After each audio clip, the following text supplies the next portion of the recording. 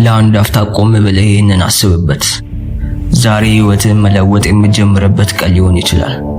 ነገ አይደለም፣ በሚቀጥለው ሳምንት አይደለም፣ አሁን ነው። ለውጥ ከትልቅ ነገር አይመጣም፣ በእድል ወይም በተአምር አይመጣም፣ በአንዲት ትንሽዬ ምርጫ እንጂ። ቪዲዮውን እስከ መጨረሻው ትመለከታለህ ወይስ ለቀህ ትወጣለህ?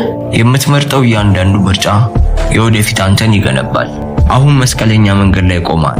አንዱ መንገድ ቀላል ነው፣ በቀላሉ በመውጣት ዘና ማለት ትችላለህ። ነገር ግን አንተ አትለወጥበት። ሌላኛው መንገድ ከባድ ነው፣ የወደፊት ማንነትህን ግን እስከ መጨረሻው ያስተካክላል። አንተ የምታደንቀው እያንዳንዱ ስኬታማ ሰው አስቸጋሪውን መንገድ ደጋግሞ መርጧል። ብዙ ጊዜ ወድቆ ብዙ ጊዜ ተነስቷል። ህይወትንም የቀየረው በዚች መንገድ ላይ ነው። ከኔ ጋር የምታሳልፈው ጊዜ ትንሽ ሊመስል ይችላል፣ ነገር ግን በህይወት ውስጥ የለውጥ ነጥብ ጥሎ ይሄዳል። በየዕለቱ እድገትን እንድትመርጥ የሚያግዝህን አንድ ቀላል ሐሳብ ስለማካፍልህ እስከ መጨረሻው ከኔ ጋር ቆይ። ምኞትን መምረጥ ለማቆምና እድገትን ለመምረጥ ዝግጁ ከሆንክ አሁኑኑ ቻናላችን ሰብስክራይብ አድርግና ቪዲዮውን እስከ መጨረሻው ተመልከት። እስከ መጨረሻው ከኔ ጋር የምትቆይ ከሆነም ለኔ ይሰራልኝን እኔ የምጠቀመውን ስኬጁል በነፃ እንደ ጊፍት የምሰጥ ይሆናል። አብረኸኝ እስከ መጨረሻው ቆይ።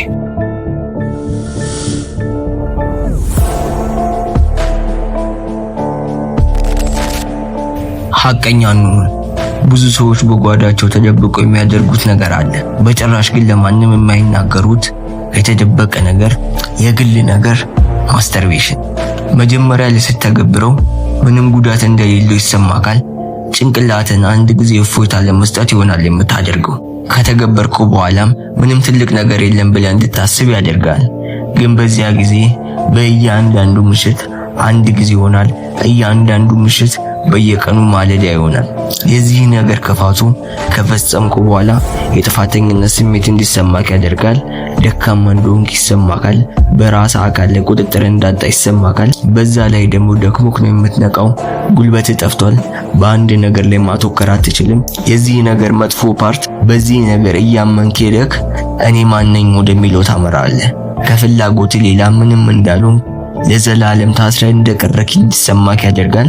ውስጥ ግን ይህ አንተ እንዳልሆንክ ያምናል። ለበለጠ ነገር እንደተፈጠርክ ታውቃለህ እና ያ በልብ ውስጥ ያለው ጦርነት እንደምታሸንፈው ማረጋገጫ ነው።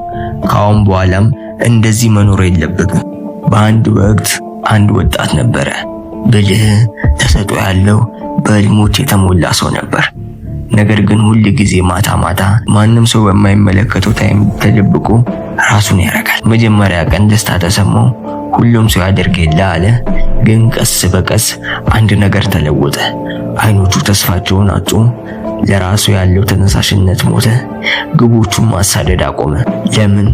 ምክንያቱም እሱ በጨለማ ውስጥ ብቁ እንዳልሆነ ይሰማው ነበር። አንድ ቀን በመስታወት ፊት ቆሞ ራሱን ተመለከተ። የድሮ ጥንካሬውን አጣ። ኩራቱን በራሱ ላይ አልተመለከተም። በተቃራኒው በራሱ ላይ የተመለከተው የራሱ እስረኛ እንደሆነ ነበር። እና በዚያ ምሽት በቃ የሚል ድምፅ ከሆነ ቦታ ሹክ አለው። የሚመለከትባቸውን እንዳለ አፕሊኬሽን አጠፋ። የሚያነሳሳውን ቪዲዮ መመልከት አቆመ። የአካል ብቃት እንቅስቃሴ ማድረግ ጀመረ። መጸለይ፣ ጆርናል ማድረግ ጀመረ። የውርደት ምሽቶቹን በሌላ ተግባር በመገንባት የወደፊት ምሽቶቹን አሳመረ። ቀላል ነበረ ካልክ አይ አልነበረም። የመጀመሪያው ሳምንት የማይቻል ሆኖ ተሰማው። የመጀመሪያው ወር እንደ ጦርነት ያህል ነበር የተሰማው። ግን ቀስ በቀስ አንድ ነገር ተፈጠረ። ሰውነቱ እየጠነከረ መጣ። አእምሮ የበለጠ ስለታማ ሆነ። በራስ የመተማመኑ ስሜት ተመለሰ። እናም አንድ ቀን እንደገና በመስታወት ፊት ቆሞ ራሱን ተመለከተ። በዚያን ጊዜ ግን ጦረኛውን ሰው ተመለከተ። ራሱን የሚቆጣጠረውን ሰው ተመለከተ። አንተ ከሱ የሚለያችሁ ለመዋጋት እሱ በመወሰኑ ብቻ ነው። እውነታው ይሄ ነው። ማስተርቤሽን ስለ ሰውነት ብቻ አይደለም፣ ስለ አእምሮክ ነው፣ ስለ መንፈስ ነው። ለፍላጎት በተሸነፍኩ ቁጥር ለራስ ደካማ ነኝ እያልክ ነው። በተቃወምኩ ቁጥር ግን ለራስ ኃያል ነኝ እያልክ ነው። This is not about shame. This is not about discipline. This is not about self control. Because የግል ህይወትን መቆጣጠር ከቻልክ ህይወትን በሙሉ መቆጣጠር ትችላለህ። ዓለም ብዙ ትኩረትን የሚከፋፍል ነገር አላት። እንደ ስልኮች፣ ኢሜጅ፣ ፈጣን ደስታዎች። ጥንካሬን ሊሰርቅ ይፈልጋል። ነገር ግን ቁጥጥርን ስትመልስ የወደፊትን ትመልሳለህ። እውነታው ይህ ነው። የፍላጎት ባህሪ አይደለም። በደመ ነፍስ የምትመራ እንስሳ አይደለም።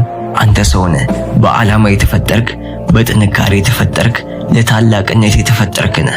ታዲያ እንዴት ነው የምትነሳው? እንዴት ነው የምትቀየረው? ስቴፕ 1 ከት ዘ ትሪገርስ። ፍላጎትን መከተል አቁም። ቪዲዮውን የምትመለከትባቸውን አፖች ደልት፣ ሳይቶቹን ብሎክ አድርጋቸው። አካባቢህን ቀይር። ስቴፕ 2 ልማድህን በሌላ ጥሩ ልማድ ተካው። አስታውስ፣ ዝም ብለህ ማቆም አትችልም። የተሻለ ነገር መጀመር አለብህ። ፍላጎት ሲመጣብህ የሰውነት እንቅስቃሴ አድርግ። ፑሻፕ ስራ፣ ከቻልክ ሩጥ፣ ግቦችን ጻፍ፣ መጽሐፍ አንሳና አንብብ። ስቴፕ 3 ቢልድ ዲሲፕሊን። ዲሲፕሊን እንደ ጡንቻ ነው። በደንብ ባሰራከው ቁጥር የበለጠ እየጠነከረ ይሄዳል። ስቴፕ 4 ነፍስህን መገባት። ጸልይ፣ ሜዲቴት አድርግ፣ ሪፍሌክት አድርግ። ሁሌ በቻልኩ አቅም ከአምላክ ጋር ተገናኝ። ቢኮዝ ነፍስ ስትበረታ ሰውነት ሊቆጣጠር አይችልም። ስቴፕ 5 ሴሌብሬት ዘ ቪክቶሪስ። አንድ ቀንን መቆጣጠር እንኳን ድል ነው። አንድ ሳምንትን መቆጣጠር እድገት ነው። እያንዳንዱን እርምጃ መቁጠር አለብህ እና እያንዳንዱ ትንሽ ድል የነጻነትህ መሰረት ይሆናል። ከቀን ወደ ቀን ታየዋለህ፣ ጉልበትህ ይመለሳል፣ አይኖችህ እንደገና ያበራሉ፣ በራስ መተማመንህ ያድጋል። ከአሁን በኋላ እስረኛ እንደሆንክ አይሰማክም። ስለዚህ አሁን ስማኝ፣ ደካማ አይደለህም፣ አልተሰበርክም፣ ተስፋ ቢስም አይደለም። ይህ ውጊያ ከባድ ነው ካልከኝ፣ አዎ ከባድ ነው። እንድታውቀው የምፈልገው ግን አንተ ከሱ የበለጠ ከባድ ነህ። ከምኞት ይልቅ ዲሲፕሊን በመረቅበት ቅስፈት ታሸንፋለህ። ራስን በተቆጣጠርክበት ቅስፈት የወደፊት ዕጣን ትከፍታለህ። ይህ ልማድን መተው ብቻ አይደለም፣ ይህ የአንተን በጣም ጠንካራውን ስሪት መሆኑ ነው። ይህ ቤተሰቦች የሚኮሩበትን ህይወት ስለመገንባት ነው። ግልጽነት ያለው ህይወት፣ የትኩረት ህይወት፣ የነጻነት ህይወት። ስለዚህ ዛሬ ወስን። ምክንያቱም እውነተኛ ድል በዓለም ላይ ስላልሆነ፣ እውነተኛ ድል በራስ ላይ ነው። አስታውስ፣ ራስን ስትቆጣጠር ማንኛውንም ነገር መቆጣጠር ትችላለህ። መጨረሻ ላይ እኔ ሰራልኝን እኔ የምጠቀምበትን ስኬጁል እንደምሰጣችሁ ነግሬያችሁ ነበር። እዚህ ላይ ማስቀመጥ ስለማይቻል የቴሌግራም ቻናሌ ላይ @abrish_mak1 ብላችሁ በመጻፍ ቴሌግራም ቻናሌ ማግኘት ትችላላችሁ። እዛ ላይ ማስቀመጥላችሁ ይሆናል ስኬጁል ማለት ነው። ወይም ደግሞ የዚህ ዩቲዩብ ቻናል ዲስክሪፕሽን ስር ማስቀመጥላችሁ ይሆናል። እዛ ላይ ማግኘት ትችላላችሁ። በሌላ ቪዲዮ እስከምንገናኝ ቻው።